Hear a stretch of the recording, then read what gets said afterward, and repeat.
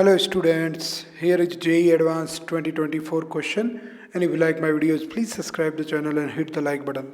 A table tennis ball has radius 3 by 2 into 10 raised to minus 2 meter, mass 22 by 7 into 10 raised to minus 3 kg. It is slowly pushed down into a swimming pool to a depth of d is equal to 0.7 meter below the water surface and then released from rest. It emerges from the water surface at speed v without getting wet and rises up to a height h. Which of the following options is or are correct? अपन को पाई का value है, जी का value अपने पास है, density of water given है, viscosity of water given है. First option में अपन को ये बताना है कि work done in pushing the ball into depth D is 0.077 joule है या नहीं है. फिर अगर अपन नेगलेक्ट कर देते हैं विस्कस फोर्स को, तो जो ये पानी से निकलेगा वापस ऊपर आते वक्त, वो जो स्पीड होगी वो 7 मीटर पर सेकंड है या नहीं. हाइट जो अचीव करेगी 1.4 मीटर है या नहीं. और अपन को लास्ट ऑप्शन में रेशियो निकालना है मैग्नीट्यूड ऑफ नेट फोर्स, जिसमें विस्कस फोर्स को काउंट नहीं करेंगे, to the maximum viscous force in water. तो ये हमारे पास क्वेश्चन है, बुओयेंसी से रिलेटेड क्वेश्चन है. कर लेते हैं इसको. देखिए, तो एक बात तो पक्की है कि हमको इसको वाटर की सरफेस के अंदर पुश करने की ज़रूरत ही इसलिए पड़ रही है कि कहीं ना कहीं बुओयेंसी फोर्स ज़्यादा है. तो फर्स्ट डायग्राम में मैं यही बता रहा हूँ कि ऊपर तो लग रहा है बुओयेंसी फोर्स, नीचे लग रहा है ग्रेविटेशनल फोर्स जो हमारी बॉल है उस पर, और नेट फोर्स जो है ऊपर की तरफ है, इसीलिए एक्सटर्नल फोर्स लगा के इसको पुश करना पड़ रहा है. जब ये नीचे चली जाएगी बॉटम में, यानी 0.7 मीटर की डेप्थ पे, तो हम इसको रिलीज कर देंगे. तो ये ऊपर आएगी नेट फोर्स के कारण, और जब ये एमर्ज आउट होगी तो इसकी स्पीड भी होगी. ये डायग्राम में हमने शो किया है. अब देखिए, मेजर वैल्यू क्वेश्चन में रिटर्न है. सबसे पहले अपन क्या करते हैं, यहाँ पे बुओयेंसी फोर्स का वैल्यू निकाल देते हैं. बुओयेंसी फोर्स का वैल्यू होता है रो वी जी. ये रो जो है डेंसिटी ऑफ वाटर है यहाँ पे, तो 10⁻³ वॉल्यूम का फॉर्मूला बॉल की 4/3 पाई आर क्यूब होता है, तो पाई यानी 22/7, और r की वैल्यू 3/2 इंटू 10⁻⁻², तो उसको क्यूब करेंगे तो 27/8 इंटू 10⁻⁻6, और g की जगह हमने 10 लिख दिया. अगर इसको सॉल्व करेंगे तो हम पाएंगे यहाँ पे कि ये वैल्यू हमारे पास 99/7 इंटू 10⁻² न्यूटन आ जाएगी. तो क्या force of buoyancy. Force of gravity वो है simply m into G. m का वैल्यू है 22/7 इंटू 10⁻³ और g का वैल्यू है 10, तो ये हमारे पास आ जाएगा 22/7 इंटू 10⁻² न्यूटन.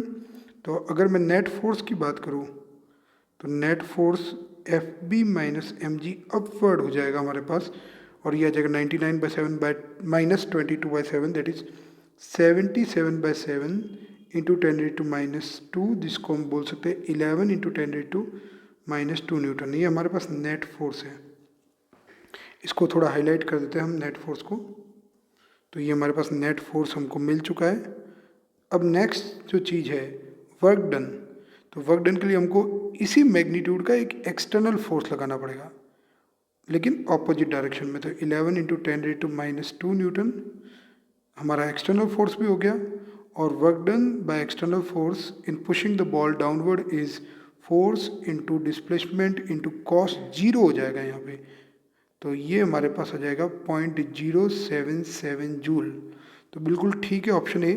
अब नीचे से बॉल जब ऊपर आएगी तो इस पर कोई एक्सटर्नल फोर्स तो लग नहीं रहा है. बुओयेंसी और ग्रेविटी का ही कमाल है, विस्कस को तो इग्नोर करना है, लिखा हुआ है. तो ऐसे में जो नेट फोर्स है उस पर वर्क करेगा. कितना वर्क करेगा? जितना एक्सटर्नल ने नीचे जाते वक्त किया था. और नेट फोर्स जो वर्क करेगा वो चेंज इन काइनेटिक एनर्जी के बराबर हो जाएगा. तो यहाँ हम लगाते हैं वर्क एनर्जी थ्योरम.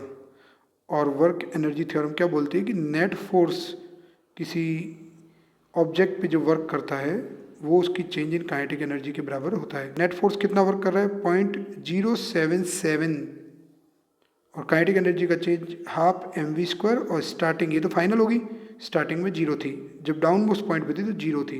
तो ये हो जाएगा 77/1000 is equal to half m की वैल्यू 22/7 इंटू 10⁻³ इंटू v². अगर हम इसको सॉल्व करें तो हमारे पास आ जाएगा v² equal to 49 and so v equal to 7 metre per second. अब हाइट निकालनी तो बहुत ईजी है, क्योंकि अगर v स्पीड से कोई बॉल ऊपर जा रही है सिर्फ ग्रेविटी के अंडर, तो उस पर जो हाइट अचीव करेगी न्यूटन्स की थर्ड इक्वेशन से, वी स्क्वायर बाय 2g हो जाएगी, that is 7 square by 2 into 10, और इसको सॉल्व कीजिएगा तो 2.45 मीटर मिलेगा। तो आप यहाँ से देख पाओगे कि ऑप्शन नंबर बी भी सही है, लेकिन ऑप्शन नंबर सी जो है हाइट वाला वो गलत है। अब आते हैं अपन ratio of magnitude of net force. तो नेट फोर्स तो हमारे पास कितना है,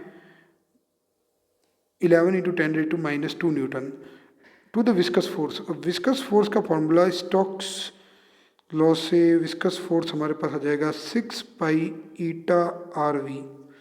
तो 6 इंटू 22/7 पाई की वैल्यू और ईटा की वैल्यू 10⁻³ क्वेश्चन में गिवन है, 3/2 इंटू 10⁻², और v की वैल्यू देखो यहाँ पे थोड़ा मामला इंटरेस्टिंग हो जाता है, क्योंकि जो आंसर जेई ने यहाँ पे सेलेक्ट किया है वो वैल्यू कब आ सकती है, जब हम यहाँ v की वैल्यू 7 लेवे। लेकिन आप समझिए जब बॉल ऊपर जा रही है और कंटिन्यूसली विस्कस फोर्स लग रहा है तो 7 से तो कम ही स्पीड होगी, क्योंकि 7 तो स्पीड तब आई थी जब विस्कस फोर्स नहीं लग रहा था।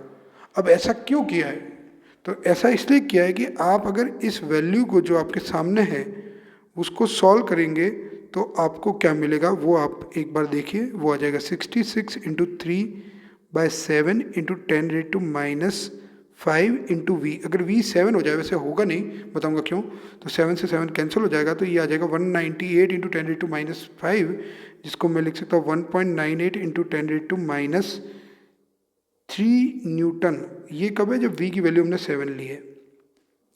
अगर आप नेट फोर्स की वैल्यू देखेंगे तो 11 इंटू 10⁻², जिसको 1.1 इंटू 10⁻⁻1 न्यूटन लिख सकते हैं। अगर आप देखेंगे इन दोनों में करीब करीब 100 टाइम्स का फर्क है, तो मैं बोल सकता हूँ विस्कस फोर्स नेग्लिजिबल है। ऐसे में हम मान रहे हैं कि जब वो एमर्ज आउट करेगा तो उसकी स्पीड 7 होगी। हालांकि एग्जामिनेशन हॉल में बैठ के ऐसा मानना बहुत मुश्किल हो सकता है, क्योंकि वहाँ पे हो सकता है कि एग्जामिनेशन जो पेपर सेट किया है उसमें यही देख रहा हो कि आप इस चीज़ को पकड़ते हो नहीं पकड़ते, कि वास्तव में जो स्पीड 7 हो ही नहीं सकती ऊपर जब जाएगा अगर विस्कस फोर्स को कंसीडर करोगे तो।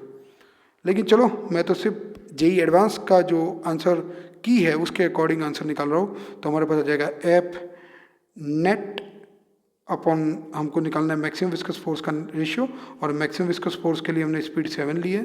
तो नेट फोर्स हमारे पास है 11 इंटू 10⁻², और जो हमारे पास विस्कस फोर्स है मैक्सिमम उसकी वैल्यू हमारे पास है 66 इंटू 3, देखो 7 से 7 कट जाएगा, और हमारे पास 10⁻⁵। तो इसको आप सॉल्व कीजिएगा तो हमको जो वैल्यू मिलेगी वो मिलेगी 1000/18, जिसको 500/9 लिख सकते हैं। ये रिक्वायर्ड रेशियो है, इसकी कोई यूनिट नहीं होगी, फोर्स बाय फोर्स है। Done, thank you.